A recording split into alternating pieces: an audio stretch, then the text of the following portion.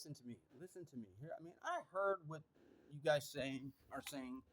Okay, I've seen what Smitty has said in some of his videos. I didn't watch all of his videos, but I've seen some of them, and he basically is putting me down, calling me a liar, and I'm not. I'm not lying. He wasn't even there. He doesn't know my mom. He never knew my mom. He never met my mom. He's never met my sister. Um, and to my knowledge, he's never talked to any of my brothers. You know. So that being said, and I've seen the stuff he's put on there about me. This, that, and the third, or whatever he wants to put on there. Um, Look, I looked after my mom for 13 years, and I did ask her when I was looking after her if she wanted to go to a nursing home. She told me no. Even when she was getting really bad off, bedridden, all that stuff. And I asked her point blank to her face. I said, "Hey, do you want to go to a nursing home?" I even told my sisters, "Listen, I asked her. She said no. She wants to stay with me. She was comfortable with me, looking after her." My brother, I asked him if he wanted to go back to a assisted living home. He told me, "Fuck no." He cussed me out and told me, "Don't you ever ask me that shit again," you know, kind of thing. When I got him out of assisted living home, that's where I got him. Okay, um, I didn't get him from my dad. I got him from assisted living home. They were picking on him back in when he was in Charleston. He lived in Charleston 2005 to you know a few years ago when I got him out, which is uh, not too long ago. And he cried. I think for 2 3 months straight. When I got him out. You can ask my sister in Texas. She could tell you, she would come over and to my apartment with my mom and me and my brother, and she would be like, "Oh my god," because he would be sitting there sobbing and shit, crying, and either on the couch or he'd be in the bathroom, just crying and shit, because of how they treated him when he was in there. They picked on him even when he came home from work. He had to go into his room, lock his door, um, whenever he got off of work, which I thought was bullshit. And I was like, man, it says safe place right there on the fucking thing, on the wall or door or whatever, and yet you go there and I've been there and there's no cameras. There's no. I was like, what the fuck, man? Why does he got to go into his own room when he gets off of work and lock his own door? What kind of shit is that?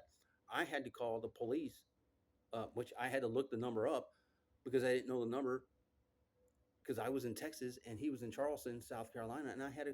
I was like, well, what the hell do you want me to do? I mean, I'm too far away. There's nothing I can physically do, So I had to call the police and get them involved. And when they got involved, that's when, Social Security, uh, released him into my custody and made me his legal guardian. And I still have the paperwork for that shit. You know, well, I don't have it, but it's on file. They've made copies of that shit. Hospitals and places like that, they got that shit on file, man. So, and with my mom too. So, and all them times I went to the hospital when I was in Texas with my mom, and when I was power of attorney over her, all those times, months or whatever before she passed, the weeks and months that the hospice came over, and they came over every week. And if there was any negligence going on or any wrongdoing going on by me, I mean the hospice would have reported it, or the hospitals would have reported it. That's their job. She, my mom, and you can ask the nurses that were there at the hospitals, and that they would. My mom would tell them like, "Where's my son James Michael?" She was like, "Where's James Michael? Where's my son James Michael? Where's James Michael Shannon?" She would say my full name and stuff. She was like, "Where's James Michael Shannon? Where's my son? Where's my son? Where's my son?" She was excited to see me. She was happy to see me. She wasn't like crying in tears and like, "Keep that motherfucker away from me." No, she wasn't like that at all. You can ask my sister, and she's in Texas. She might be working somewhere, or not. I don't know. But she's not. She's older than me. She's but she's seen firsthand. She'd come over to our apartment and she'd see what was going on, what went on. She stays in Nolanville, Texas, I don't know if she'd be open to talking on camera, but maybe on the phone or in person, she'd tell people, hey, listen, my brother, she would tell you, look, my brother Michael, that's what my family calls me. They don't call me James. They call me James is my name. It's James Michael Shannon. Um, I have the same first name and the same last name as my dad. But anyway, and she would tell you probably a lot of the same shit I'm telling you, just in different words. That like whenever she'd come over, my autistic brother would be showing his ass, listening to his music. I'd be in there changing my mom's diapers or feeding her or doing whatever with her, making sure she was okay. Um, and stuff like that, and I did what I could with what I had. I didn't sit there and take advantage of my mom or my brother. I didn't take advantage of either one. I helped them. I looked after them. Two people that were disabled. That's what I did. That's what I was doing, for 13 years. That's why I wasn't getting pussy and getting laid. Okay, it's not because I'm scared of pussy or scared of women. No, it's not, and it ain't because I'm gay. Because I'm not gay. I'm not, bisexual, not like that. I like women, okay? It's just that it was called responsibility, okay? And when you have a responsibility, especially when it comes to your mom, man, I don't even want to hear that shit, man. I'm coming up on, the second year of anniversary of my mom's death, and this is bullshit, man. That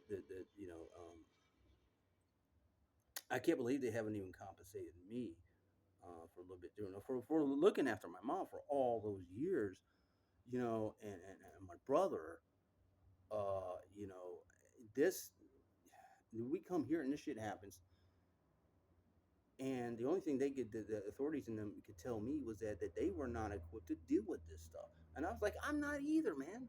I'm not either, dude. I don't know how to deal with this stuff either, man.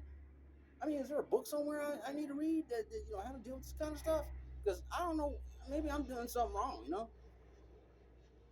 I know I'm doing shit wrong, but I'm learning as I go, kind of thing,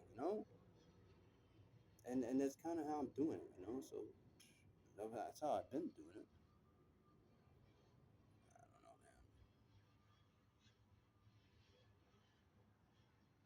man. Anyways, man, that's what happened, man. That's what was going on. That's what happened. It's not the bullshit that Smitty's saying. He wasn't there. He didn't know what was going on. He's full of shit, man. He didn't know my mom. He didn't know my brother. He didn't know anyone in my family. He's full of shit, man. He doesn't like homeless people. He just singled me out, and you guys are believing this jackass. I wouldn't believe a goddamn word he says, man. And by the way, whenever I do get the money, I'm gonna go talk to a lawyer and sue your ass for those goddamn action figures, man.